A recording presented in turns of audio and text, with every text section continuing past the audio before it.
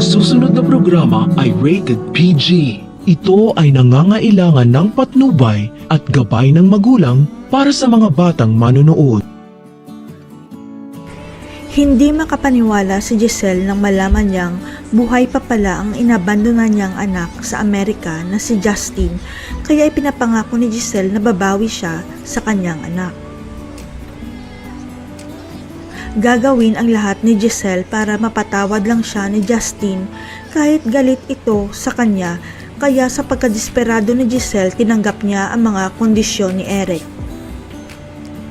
Na ikinagulat naman ni Doc RJ dahil ang pagkakaalam niya, ang anak ni Giselle na si Justin ang magiging VP for Finance ng Apex Hospital, yun pala ang ex ni Giselle na si Eric.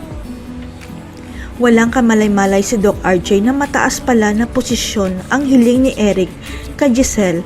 Kapalit nito ang hindi nila pagbalik sa Amerika at makakasama pa ni Giselle ang anak nila. Ang hindi alam ni Giselle at Doc RJ, hindi si Lolo Pepe ang dahilan kaya nagpakita sila kay Giselle, kundi may masamang pinaplano si Eric para makapaghiganti sa mga tanyag. Malaki kasi ang galit ni Eric sa mga tanyag sapagkat iniwanan siya ni Giselle at inabandona pa ang kanilang anak sa Amerika dahil kay Lolo Pepe, kaya maghihiganti silang dalawa. Pero tila nakalimutan yata ni Giselle na lalaki talaga ang tunay niyang anak dahil Justin ang ipinangalan niya dito pero babaeng Justin ang ipinakilala sa kanya ng ex niya.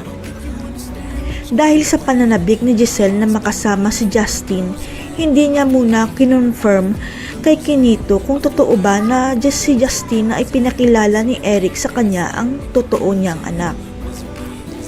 Dahil ang hindi alam ni Giselle kaya tumawag si Kinito, kaya lang si Doc RJ ang nakasagot para sabihin sana na lalaki talaga ang tunay niyang anak at hindi babae na Justin.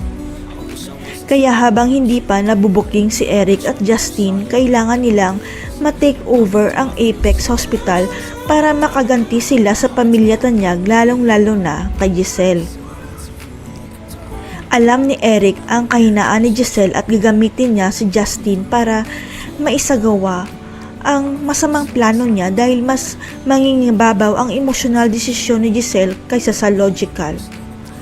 Ito ang magpapabagsak kay Giselle at sa Apex dahil magiging kontrabida na si Giselle dahil mas pababuran niya ang anak niyang si Justin bilang pagbawi sa mga kasalanan niya. Ang hindi alam ni Giselle, hindi niya tunay na anak ang kinakampihan niya sapagkat ang tunay niyang anak na inabandon na sa Amerika ay isang lalaki at hindi isang babae.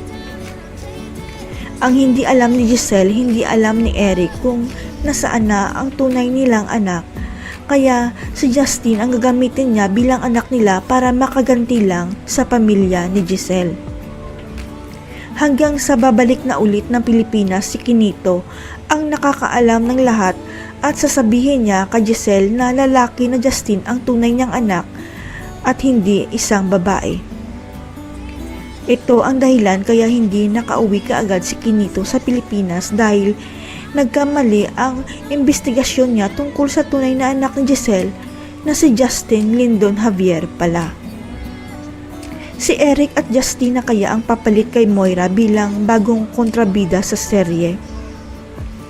Mabubuking kaya ni Giselle na hindi pala Justin na babae ang tunay niyang anak kundi lalaki? Abangan.